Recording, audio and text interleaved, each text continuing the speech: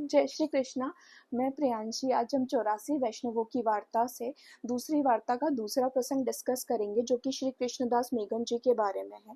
श्री कृष्णदास मेघन जी श्री विशाखा सखी का ही स्वरूप है और वे श्री स्वामी जी के साथ हमेशा छाया की तरह साथ रहते हैं। उसी प्रकार महाप्रभु वल्लभाचार्य जी के साथ श्री कृष्णदास जी हमेशा साथ में रहते हैं। तो प्रसंग इस प्रकार है, महाप्रभु वल्लभाचार्य जी पृथ्वी भ्रमण पे थे और उसमें श्री कृष्णदास जी भी उनके साथ में थे। श्री महाप्रभु वल्लभाचार्य जी बद्रिक आश्रम से आगे गए और वे वेदव्यास जी की गुफा में जाना चाहते थे।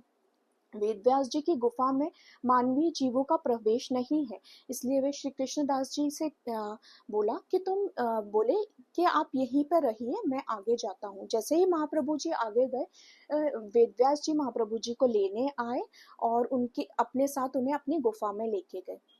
वेदव्यास जी ने महाप्रभु जी से बोला, आपने जो श्रीमद् भागवत की व्याख्या की है वो मुझे भी सुनाइए।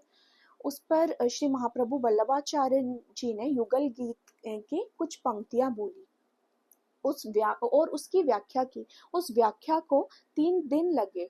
वेदव्यास जी ने कहा, ये अनुभूति मुझे नहीं हुई।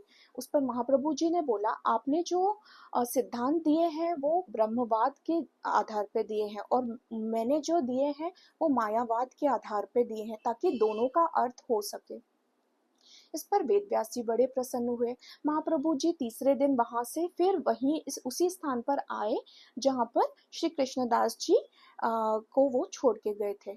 महाप्रभु जी ने श्री कृष्णदास जी को वहीं देखा और पूछा, तुम आगे नहीं गए?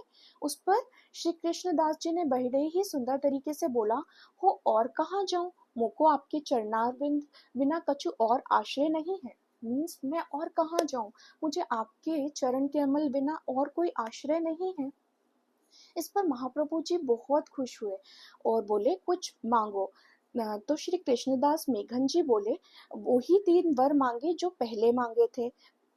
उसमें से 2 वर तो महाप्रभु जी ने दे दिए और तीसरा, गुरु के घर पधारे और गुरु को अंगीकार करे, वह वर अलौकिक था, उसे महाप्रभु जी ने छुपा लिया।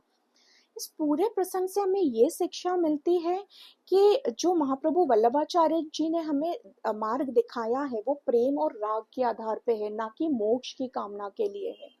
दूसरा, सच्ची सेवा बिना किसी के कहे, निस्वार्थ भाव से, बिना दिखावे के होती है। जय श्री कृष्ण। श्री वल्लभाधीश की जय।